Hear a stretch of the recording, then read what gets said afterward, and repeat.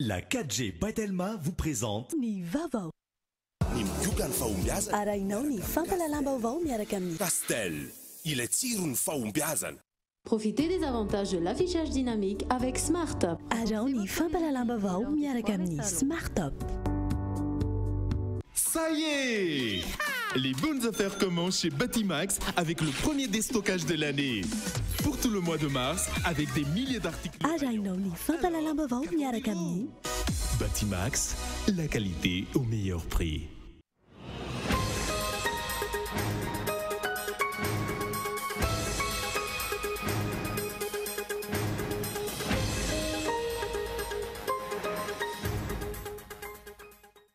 Etsika maro no nentina marinana ny andro iraisam-pirenena ho an'ny vehivavy teto Antananarivo tamin'ity androany ity. Saika nampitaraina ireo mpampiasa lalana sy mpitatitra nefa ny fitoana ny fifamoivoizana.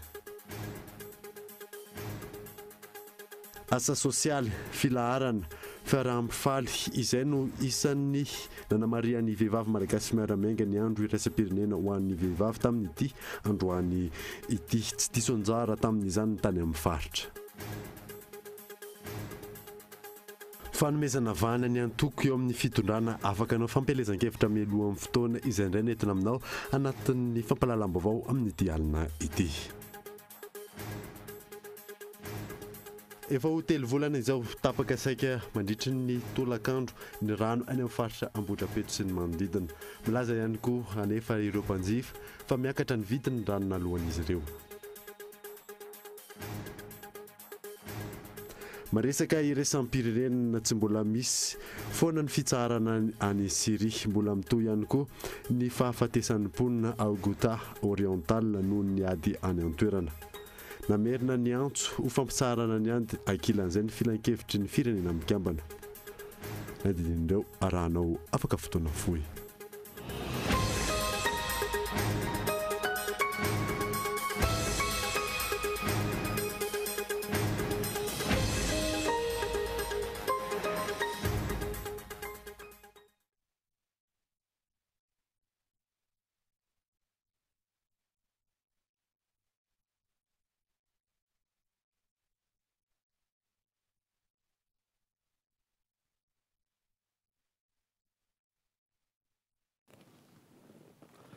Finaritra tompoko lasy sy tompoko vava manasanao ary anaraka ny fampalalam-baovao TV hatramin'ny farany anombotsika ny vaovao dia etsika maro nentina namarina ny andro iraisam-pirenena ho an'ny vehivavy teto Antananarivo tamin'ity androany ity.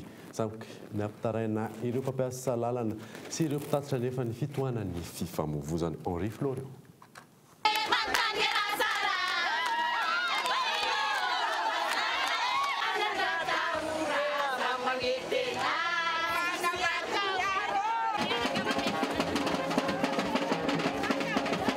Maro ny fomba nentina nanamariana ny andro iraisam-pirenena ho an'ny vehivavy tamin'ity androany ity. Mpiasa-panjakana, olon-tsotra, solon-tena avy amin'ny faritra, orinasa tsy miankina, vondrona sy fikamahana maro isan-karazany, samy nanao hetsika nampiavaka azy. Nisongadina nandritra ny diabe, natao manodidina ny farina nosy androany ny loko manga sy fotsy. Teo ihany koa ny fisalorana ny akanjon'ny antoko HVM. Misokomiadana ny fanaovana fampilezan-kevitra mialohan'ny fotoana.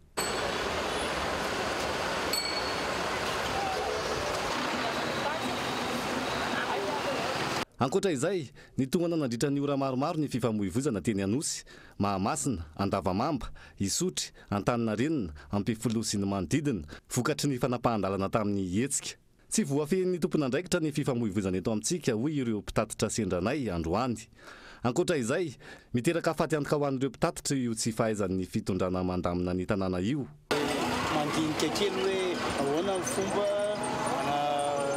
andaminana ny circulation zao tsisy karama fa dia miharitsy embouteillage zao. Io zao olona tsisy alampy io entinao ampalaiza sport nefa tsisy lalana ho any.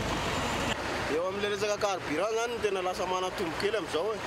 Satria zany tokony hoe mba afaka midina mandeha tsy mijanona ianao dia lasa mandeha kely tsy maintsy mirororo eo. Eny eo amin'ilay circulation zany tokony mba mezaka kely zareo zany amin'ilay circulation. Isan'ny nanamarika ny andron'ny valomaritra androany ihany koa ireo vehivavy mpanao gazety izay nanao hetsika tetsy amin'ny ANS Ampefiloha. Nisy araka izany ny fiarahana miala voly sy ny fiarahana ny sakafo izay nahitana mpanao gazety vehivavy maro avy amin'ireo Hainao Manjery sy gazety an-tsoratra misy eto Antananarivo. Ho an'ny Tetsy Anosy, fanararaotana ho an'ny mpivarotra zava-pisotro mahamamo ny hetsika nataon'ny mpitondra tsy nifidy taona lasa toeram-pimamonana ny teny amin'ny manodidina ny toerana nanaovana diabe. Asa sosialy filaharana fiaraha-mifaly izay no isan'ny nanamaria ny vehivavy malagasy sy miara-miainga ny andro iraisam-pirenena ho an'ny vehivavy tamin'ity androany ity. Ankoatra ny teto Antananarivo nanamarika izany ihany koa ny tany amin'ny faritra toy ny Tolaniaro, Fianaratsoa, Ambositra, Toamasina, Brigavela ary Antsiranana. Io no nasaina. Teny Ankirana misy ny fobe toerany antoko malagasy miara-miainga no ny famitona ireo mpikambana eo anivon'ny vehivavy malagasy miara-miainga teto Antananarivo tamin'ity androany ity nanamarika ny andro iraisam-pirenena ho an'ny vehivavy. Tahaka ny fanaon'izy ireo isan-taona nanatanteraka asa sosialy ireo vehivavy malagasy miara-miainga ka seza misa 40 sy latabatra 10 no natolotra izy ireo ho an'ny sekoly préscolaire izay eo ambany fiahin'ny Fokotany Ankirana Kadindramamy. Nanao antso ny Fokotany amin'ny anampiana azy ireo amin'ny fampianarana ireo ankizy madinika ka namaly izany teo anivon'ny vehivavy malagasy miara-miainga. Ity farany izay tsy nitsahatra nanatanteraka asa sosialy nanomboka tamin'ny taona 2012 raha ny fanazavana. Isa-taona zany dia saika mirona be amin'ny asa sosialy ny fankalazana vehivavy malagasy miara-miainga ny andro Valomary. Toy ny tamin'ny 2014 zao dia ny fanokafana ny alphabétisation na ny fampianarana mamaky teny sy manoratra ho an'ireo olon-dehibe. Tamin'ny 2012 dia teo ihany koa ny tolo-tanana ho an'ireo trabony teny amin'ny Notre-Dame de Rosaire sy teny Sabotsy Mamea. Tamin'ny 2012 dia ny fanokanana ny lalakely teny amin'ny Bato ary ny taona 2012 dia ny tolo-tanana ho an'ny PP teny Andraravola ary androany Valomarsa 2012 dia ny tolo-tanana izay natao tamin'ny préscolaire teny Ankirana Kadindramamy toy ny latabatra sy ny seza. Ny fianarana no lova tsara indrindra isan'ny antony nanosika ny teo anivon'ny vehivavy malagasy miara-miainga nanatanteraka izao tolo-tanana izao. Nankasitraka izany ny filoha lefitra teo anivon'ny Fokotany Ankirana Kadindramamy. Isorana anareo vehivavy miara-miainga nanolotra an'izao fanomezana izao ho an'ny préscolaire eto amin'ny Fokotany Ankirana Kadindramamy. Fa izy io zany mipetraka ambony seza sy latabatra tsara dia isorana anareo be dia dia tsy hitako zany izay azo ambara fa dia makasitraka ary manatena ny vola fanampianareo ny zaza malagasy satria ny fianarana zany no zava-dehibe ho an'ny tanora ho amin'izao fotoana izao satria reny no avy ny firenena. Tsy ny vehivavy malagasy miara-miainga teto Antananarivo ihany no nanamarika izay andro iraisam-pirenena ho an'ny vehivavy izay. Nanatanteraka izany ihany koa ny vehivavy malagasy miara-miainga tany Tolaniaro tamin'ny alalan'ny filaharana sy ny fiaraha-mifaly.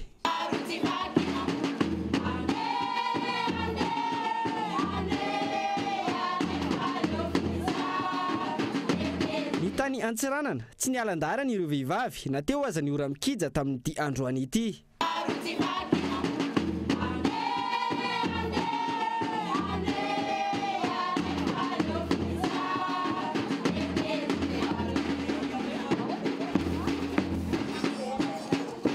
Ny tany Fianaratsoa teo amin'ny kianjam-pasambazana no nanatanteran'ireo vehivavy ny filaharana. Taorian'izay nitota amin'ny fifidianana izay ho birao vaovao eo anivon'ny vehivavy malagasy miara-miainga atao anatin'ny 2 taona.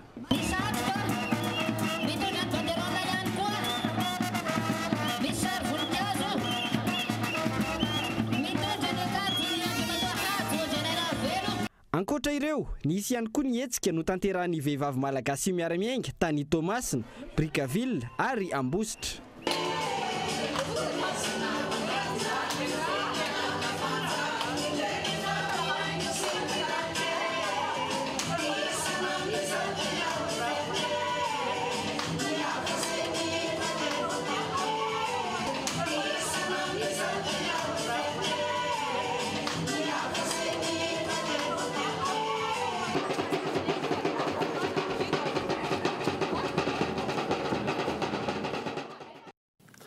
Ny asan'ny vehivavy sy ny fandaminana ny tokantrano ary ny fiarahamonina ireo hevitra mahakasika izay indray no entina aminao sy arahanao anatin'ity fanadihadiana manaraka ity. Mikael Armarona.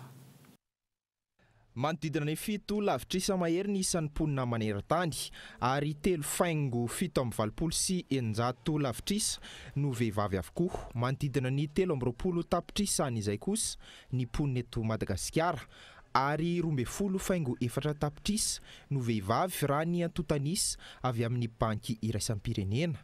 Araka izany manana ny toerany eo amin'ny sehatra maro ny vehivavy, na izany amin'ny sehatra sosialy na toe-karena na politika. Na eo aza nefa izany maro ny olana sedraina raha ny fanazavan'ity vehivavy voafonja iray ity. Ny enana izany valy maro izany aty aponja tsy dia hita hoe mifanalavitra amin'ny any ivelany.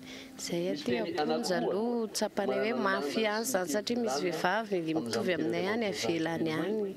Mba mety manao fety izy miona amin'ny fianakaviana, miona amin'ny piraita-po aminy, indrindra ny zanany. Dia mba ohatrohatr'izay kokoa izay mba te eo amin'ny zanakay sy ny fianakaviana. Fantatro ny fianakaviana fotsiny avy taty fa ny fianakaviana izany olona sahirana dia tsy manana possibilité hoe anaterana sakafo anao aty fa ianao mila mitady aby dia izay vao mihinana. Sokajy maro loko no ahitana ny vehivavy amin'ny tontolom-piarahamonina. Ohatra amin'izany ny fandraisana anjara ny vehivavy amin'ny tontolon'ny fandraharana, ny fandaminana ny fotoana no isan'ny olana iainan'izy ireo raha ny fanazavana. Mila mandamina fotoana indrindra satria ny fean'ny fotoana no tena azo atao hoe sarotra angambany, fa ilaina koa ny fikirizana sy ny fahazotoana zany amin'ny zavatra rehetrarehetra atao. Ka ny tenako manokana faniriako dia tena tsy karakara ninina mihitsy sy tsy hanao ninina mihitsy fa tena hoe izay mahafinaritra ny foko no tokony ataoko amin'ny valimarsy io, anefa ny tsy izay aloha zavatra mitranga fa ao anatin'ny asa tanteraka. Ankoatra izay, efa miditra tsikelikely eo amin'ny tontolon'ny politika ihany koa ny vehivavy, na dia mbola tsy mahazo ny maro anisa manoloana ny isan'ny lehilahy. Politika ny akamaroan'ny fiainana andavanandro ny vehivavy ka ny tsy fahaizana mandrindra izany no antom-pisian'ny fitantanana tsy mahomby amin'izao fotoana izao raha ny fanazavany eo anivon'ny CRN. Ny vehivavy amin'izao fotoana izao dia hiarana ny zavatra rehetrarehetra tsy mety atao firenena. Voalohany indrindra ny olana tsy fisiana ao tokantrano, ny fahantrana tsy fananana asa, tsy fahafahana mampianatra ny zanany, tsy fahafahana miaina amin'ny andavanandro ny zony voaososy, tsy afaka mitady asa, tsy afaka mivelatra amin'ny malagasy azy. Tsotra ny antony ny fiainan'ny vehivavy malagasy amin'izao dia politika. Mampianatra ny zanakao ianao mandany vola aman-karena, nefa ny zanakao mahazo maîtrise licence inany efa rano vendeuse eny Behoririka. Zany zavatra zany ny ainan'ny vehivavy malagasy amin'izao fotoana izao. Ka manentana vehivavy malagasy ny CRN fa manao va politika satria fiainanao politika. Ninona manodidina anao indrindra fiainanao tsy mety io politika io. Tsy fisiana politika mipetraka mazava, tsy misy fiantraikany any amin'ny fiainanao dia zany mahatonga an'izao zavatra miseho sisy lany izao. Isan'ny ahitana ny vehivavy amin'ny tontolo politika ohatra ny toeran'ny ben'ny tanàna. Na izany aza mbola tsy manana ny toerany matotra amin'ny fandraisana fanapahan-kevitra ny vehivavy amin'ny sehatra maro. Raha ny eto Madagasikara aloha zany ohatrany hoe tsy mbola manana ny anjara toerany ny vehivavy zany eo amin'izay fandraisana fanapahan-kevitra na eo amin'ny ara-politika zany na eo ara-pitondrana. Nefa za mahita fa afaka mandray ary tena mandray moa satria na eo anatin'ny tokantrano ohatrany hoe marina fa ny lehilahy no lom-pianakaviana fa ny vehivavy zany mandray andraikitra amin'ny fitantanana ray manontolo, ny fampandrosoana sy ny fampandehanana eo amin'ny ankohonana dia ohatr'izay koa ny eo amin'ny firenena. Mitovitovy tsy misy hafa amin'ny eo amin'ny ankohonana ihany fa mivelabelatra kokoa zany raha ohatrany anay zao eo amin'ny commune.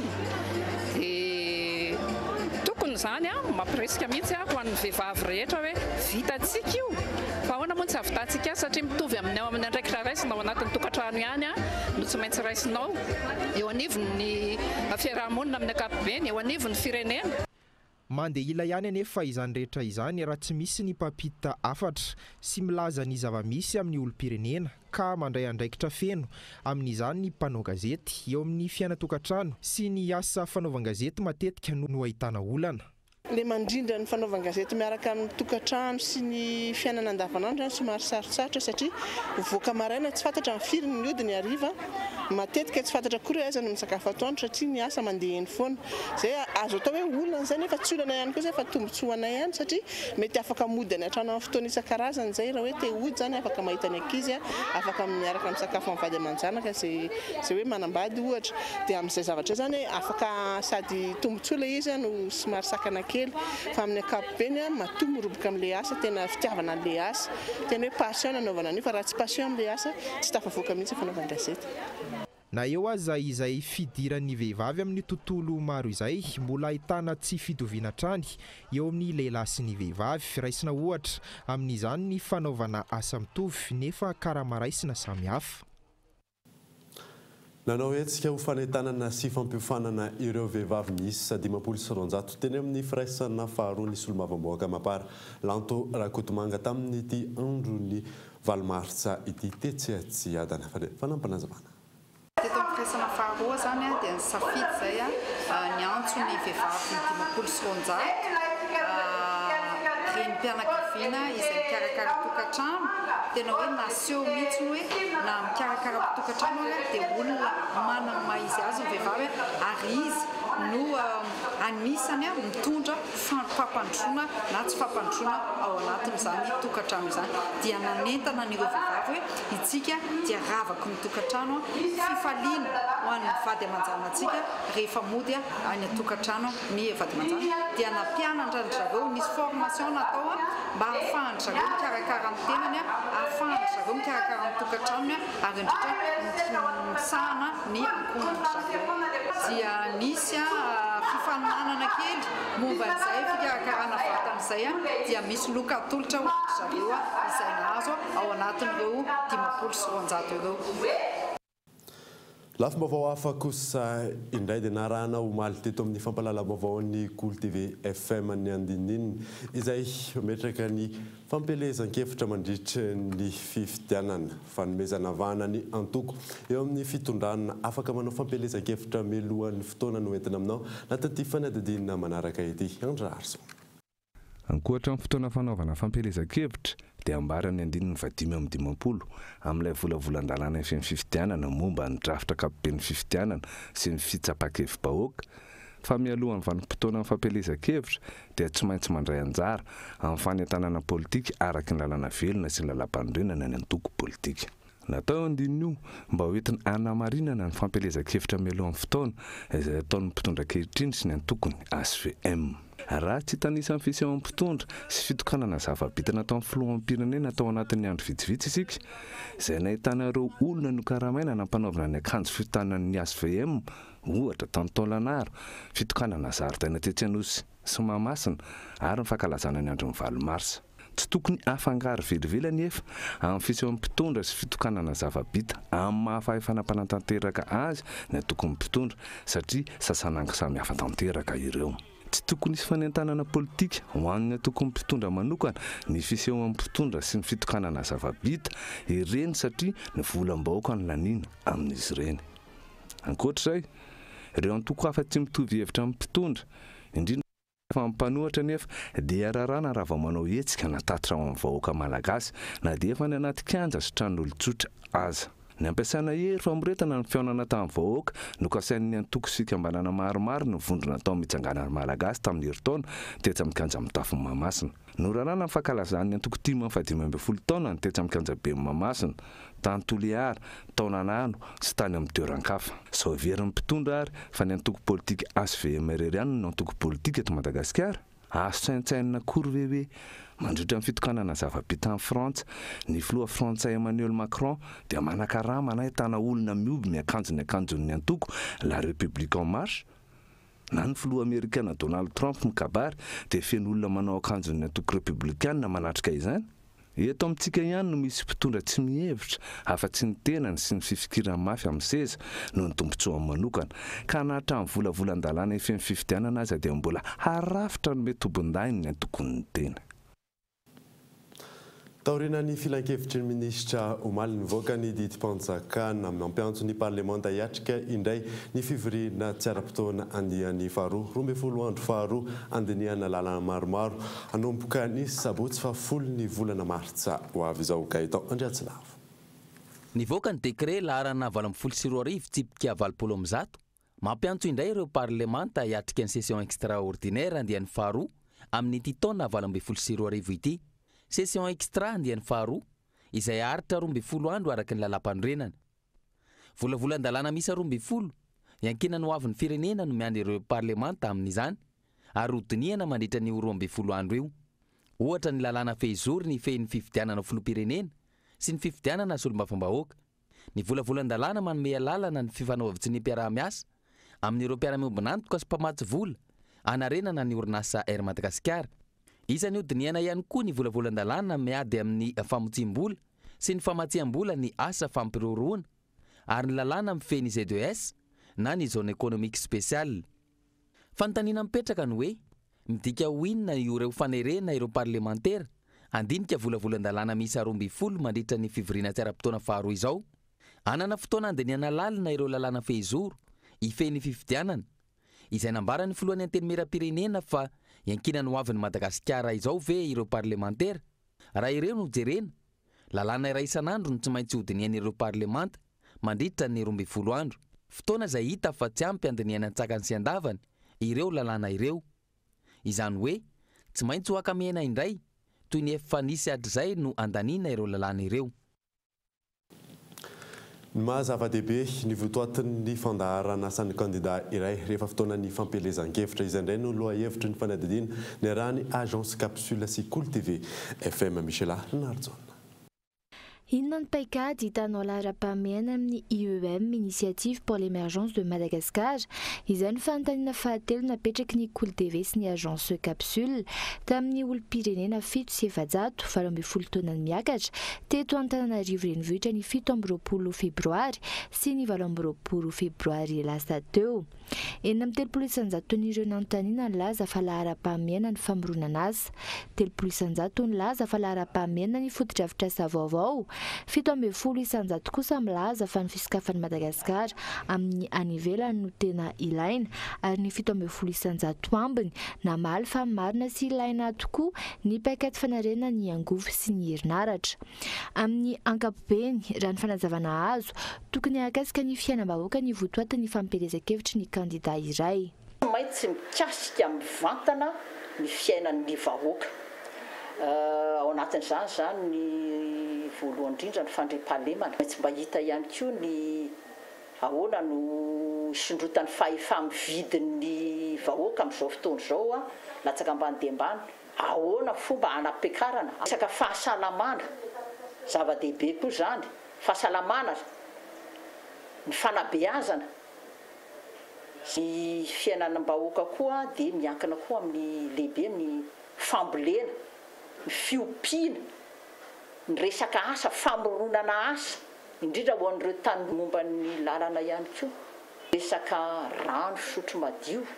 Fampelezan-kevitra tsy midika ho fampanantenana pôkaty tahaka ny zava-mitranga amin'izao ny fanaovana fampelezan-kevitra raha ny fanazavana hatrany. Rehetrarehetra zany fampanantenana pôkaty raha ohatra ka tsy ho vita ao anatin'le fotoana izay voafetra hiasany eo amin'ny firenena ka izay programan'asa misy an'izay rehetra izay no tokony andresen'ny candidat ny mpifidy izay fidy azy ary izany dia zavatra tokony ho vitany mandritry ny mandat. Raha tsy ahivany 30 andro ny fotoana anana ny kandida iray hanaovana fampelezan-kevitra amin'ny fiodinana voalohany. Hatreto tsy mbola fantatra hoe raha oviana izany no tsy mbola fahafantarana akory ny datim-pifidianana.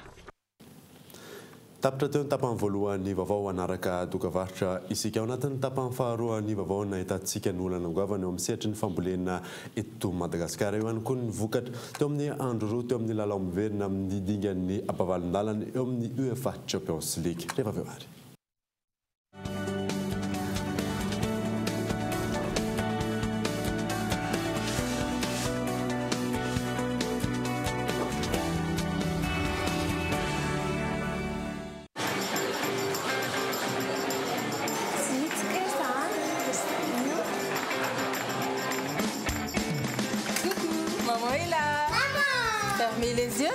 j'ai une surprise.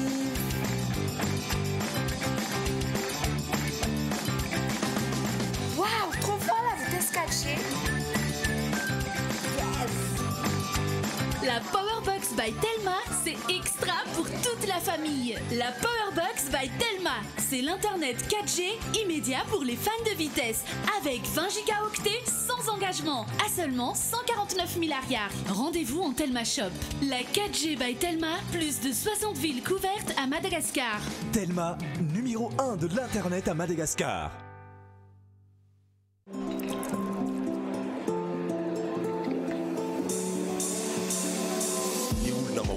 Fiainana dia ireo izay tsy milavilefina manoloana ny ady olona mahay mitrandraka ny fahombiazana eo amin'izay sehatra misy azy tsy miaohatra tsy misalasala fa mandray an-tanana no aviny tsy ambaratelon'ireo karazan'olon'ireo ny migioka ny fahombiazana miaraka amin'ny Castel. Castel, ilay tsiro ny fahombiazana. Profitez des avantages de l'affichage dynamique avec SmartUp. Renforcez votre visibilité lors des foires et salons. Lors de vos ventes privées, valorisez vos produits. Communiquez vos soldes et promotions dans Super Promo. Tout cela à travers nos réseaux d'écran situés dans des endroits très fréquentés. Contactez-nous au numéro 032 48 113 76 ou par email pub@fiti-akpvision.mg.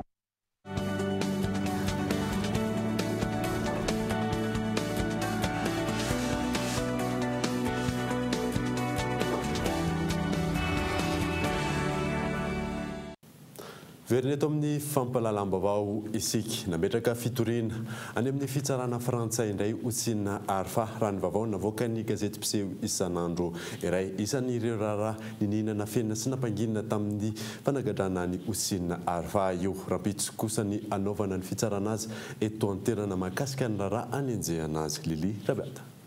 Araka ny lahatsoratra naseho tamin'ny gazety mpiseho isan'andro iray tamin'ity androany ity, nametraka fitoriana hafa indray tany amin'ny fitsarana frantsay Otsina Arfa, mpanolo-tsaina manoka ny filohan'ny repoblika no nitoriana izay voalaza fa nanafatra entana voarary nampidirina teto Madagasikara tamin'ny fomba tsy ara-dalàna. Ny vantana avy hatrany teny avoaloha io entana nafarana io raha ny voalazany, ny fahitany fomba natao nampidiran'ilay entana sy ny fahafantarany Otsina Arfa fa tsy ara-dalàna io natao io no isa namoronana dosia nyty farany ary nanagadrana azy araka ny voalazany hatrany sy notanteran'ilay gazety. Fitoriana hafa indray araka izany ity napetraka Otsina Arfa ity ankoatra ireo napetrany tany aloha amin'ireo tompon'andraikitra ambony eto amin'ny firenena. Raha mpitso kosa ankilan'izay no hanatanterana ny fitsarana azy etsy Anosy mikasika ny raharaha fakana kera, ny fakana vola ary ny fikambanan-jiolahy anenjehana azy eto Madagasikara. Tontolon'ny fambolena kosa indray dia tsy fampian'ny fitaovana entina mamokatra, tsy fampian'ny fahalalana ireo amin'ny ankapobeny olana-mbolina tsy ahafahan'ny tantsaha mivoatra amin'ny tontolon'ny fambolena eto amintsika. Fanampiana amin'ireo sehatra ireo ny tokony atao amin'ny tantsaha raha ny fanazavan'ny federasiona ny vehivavy tantsaha malagasy Mikaela Ramarona.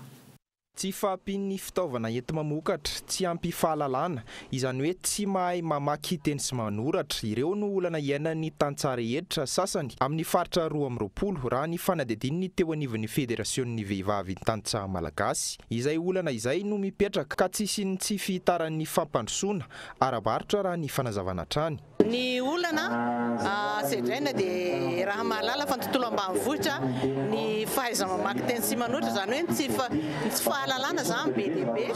Eo alohany tsy fahampian'ny enti manana, ohatra hoe masomboly zao dia lasa ny ankamaroany mbola mampiasa masomboly nentim-paharazana nefa raha tsika mahalala ny fivavahany toetrandro fa mila masomboly izay voafantana, mila masomboly malaky. Miankina amin'ny arabola nefa izany rehetra izany. Ny zava-misy amin'izao fotoana zao aloha dia ny ankohonana no ezahany no velominy mamokatra ho an'ny ankohonana dia miezaka mba hanana ambombava mba hahafahana mivarotra. Afaka mamokatra mihitsy ilay vehivavy tsara manana ny enti manatanteraka izany izy, ohatra fitaovana masomboly arabola raha feno zay tsy dia hoe midoka teny zahay fa mba latsaka kely amin'ny lehilahy fotsiny raha ohatra fa misy vehivavy vehivavy tena mahavita mihoatra ny lehilahy. Ohatra azo raisina amin'izany fandaniana sy fahampian'ny fitaova mpambolena izany ny fambolena voanjo lava amin'ny velarantany iray hektara. Mandany vola 7 alina ariary eo amin'ny fanaovana laboro ny tany, 4 alina ariary kosa ny fandrotsahana ny masomboly izay milanja 20 kilao amin'ny vidiny 3 ariary ny kilao. Olona manodidina ny 7 no ilaina mahavita n'izay tany iray hektara izay. Iray taona sy sasany kosa ny vokatra azo amin'izay iray hektara izay. Vaovao hafa kosa indray dia efa ho 3 volana izao tapaka saika mandritra ny tontolo andron'ny rano eny amin'ny faritra Ambohidrapeto sy ny manodidina. Milaza ihany koa anefa ireo mpanjifa fa miakatra ny vidin'ny rano alohan'izy ireo. Fanadiny Lovana Irina. Hatramin'ny fiandohan'ny taona 2024 miakely hatrany ny famatsiana rano eny amin'ny faritra Ambohidrapeto sy ny manodidina raha ny fitarainan'ny mponina. Manodidina ny 12 ora no tsy mandeha ny rano amin'ny faritra Iva raha toa ka maharitra hatramin'ny 12 ora ho an'ny faritra ambony raha ny fitarainan'ireo mponina. Tamin'ny 2 février zao ny mpanao relevé compteur naka ny index 1609 zay nalainy tao. Dia naka izy omaly 07 mars de 1585 zany hoe ohatrany hoe miembotra ndray zany le index amin'ny compteur. Le mpanao relevé tsy mety hanainga an'le saron'le compteur na rano zany fa dia tsatotsatohany le izy. Vokatry ny tsy fisian'ny rano vidina hatramin'ny 500 ariary ny rano iray bidon. Ankoatra ny fahalafosan'ny rano anefa maloto ihany koa ny rano hoy ireo mpanjifa. Efa nisy ny fitarainana nataon'izy ireo saingy tsy mbola namaly izany ny teo anivon'ny jirama. Tsy mbola nisy ny fepetranoraisina manoloana ny fitarainan'ireo mpanjifa. Ianao zany tena tsy maintsy voatery hoe manangona rano amin'ny barika ianao na amin'ny ohatran'izany dia rehefa jerevina le izy dia rano potaka fotsiny eo amin'ny fond le izy fa tena tsy azo anaovana ninina mihitsy hoe hosotrona fa dia anasana lamba ny rano. Ianao zany tsy maintsy mameno rano foana en permanence. Dia nefa ianao tsy ririnina mihitsy fa tamin'ity taona ity zany dia tena tsisy mihitsy hoe tamin'ny andro maintany zany dia hoe tapaka tsisy tsony rano fa ritra ny hatrany andekaleka sy ny karazany dia tsy izay ny rano. Zao fa avaratra rehefa tondraka ny rano dia mitovy.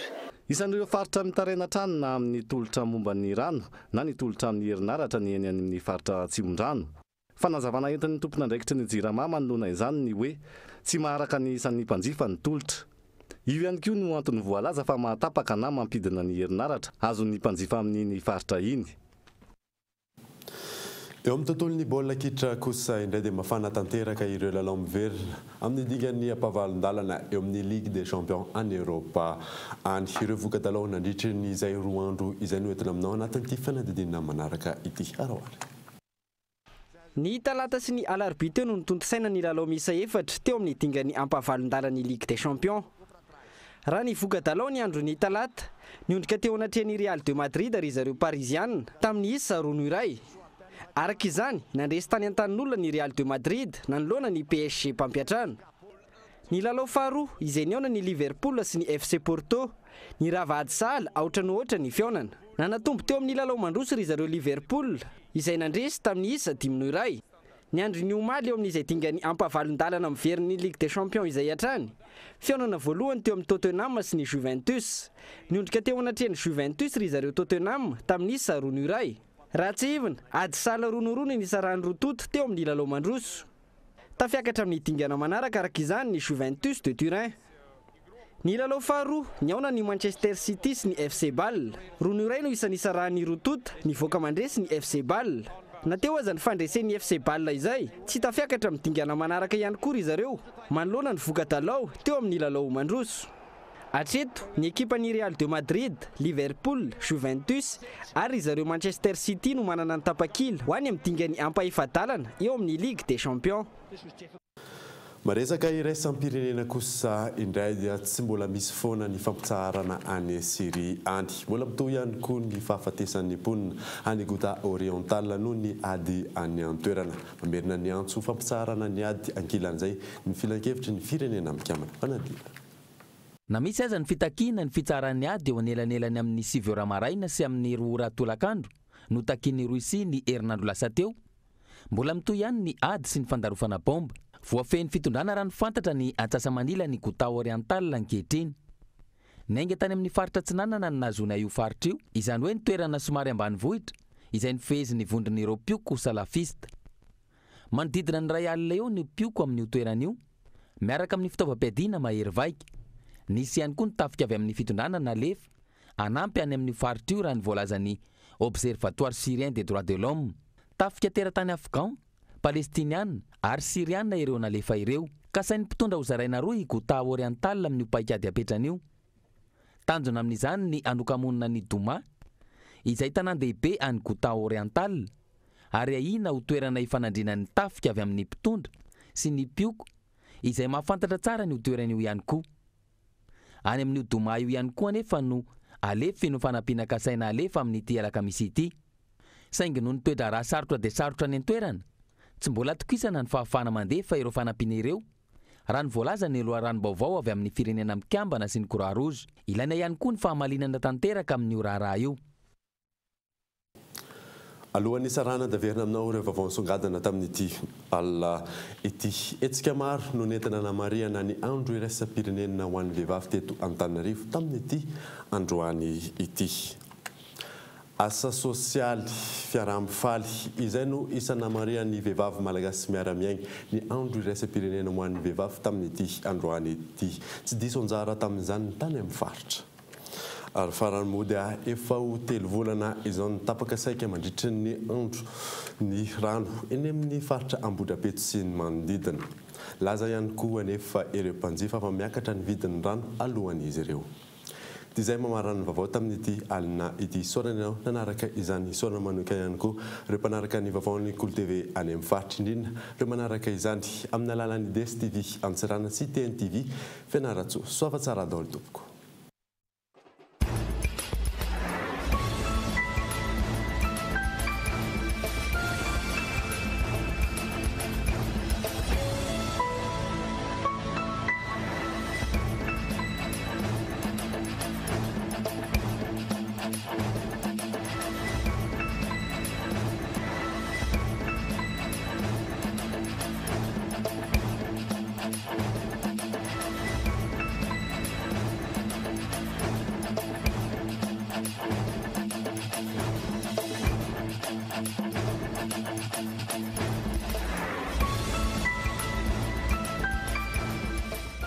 Ça y est!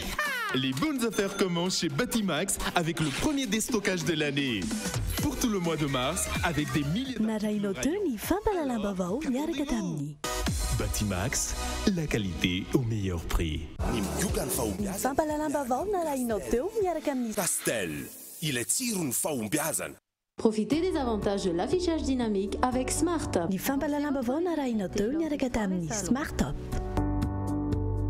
La 4G by Telma vous a présenté Ni Vavao.